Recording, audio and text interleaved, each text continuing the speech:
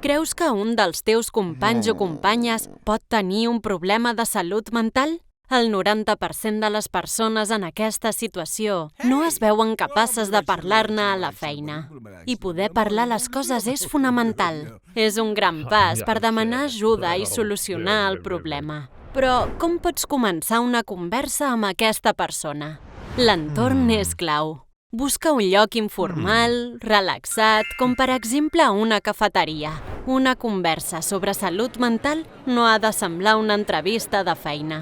Mostra interès per aquesta persona. Explica-li que has vist canvis en el seu comportament i, sobretot, deixa clar que vols saber com està. Escoltar sense interrompre és molt important. Així aprendràs el vocabulari que fa servir l'altra persona i el podràs utilitzar tu també per animar-la a obrir-se més.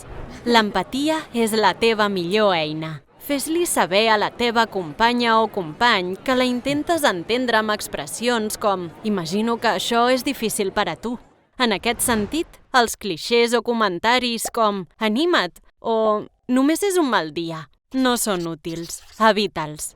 Per encoratjar aquesta persona a continuar parlant, defuig les preguntes tancades. Les de resposta sí o no. En canvi, si busques fórmules diferents com «Com et sents?», l'ajudaràs a obrir-se i empoderar-se i l'animaràs a demanar ajuda. Recalca sempre que els problemes de salut mental són més comuns del que la gent es pensa i que poden afectar a tothom. Amb això li faràs saber que no està sola. Per damunt de tot, no li donis consells. Pots acompanyar la persona a fonts de suport, però sempre ha de poder actuar per ella mateixa.